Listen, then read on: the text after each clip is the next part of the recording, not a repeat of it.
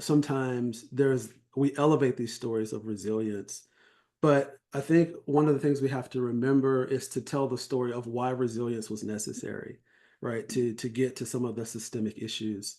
Yes. Um, because we celebrate, oh, you overcame this, you overcame that, but then we don't want to deal with the underlying issues of why it was necessary for you to endure or to overcome Yes. certain things. And so we have to hold each other accountable to asking and answering those deeper questions of why was this necessary in Yes. the first place?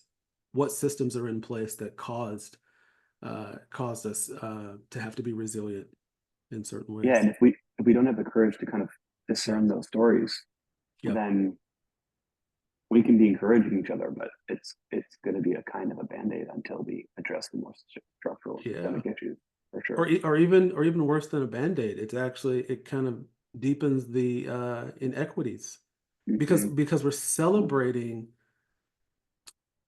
Sometimes we celebrate the sort of the patchwork nature of addressing inequity, but the fact that we get that little bit of a celebration sometimes is enough of like a dopamine hit that we don't feel the urgency to address the underlying issue, because Yes. that going to those questions and addressing those systemic issues is really uncomfortable.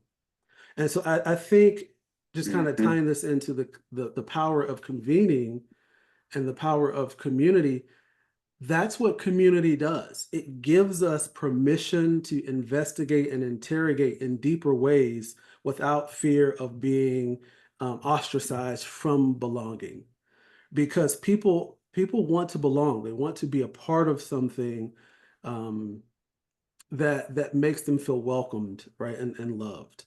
And so if we're inviting them into a space that is disorienting and doesn't bring them into some other community, they'll often reject it.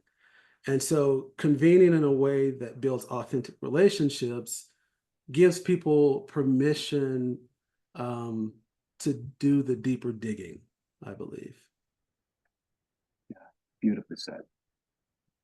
Beautifully said. I love that.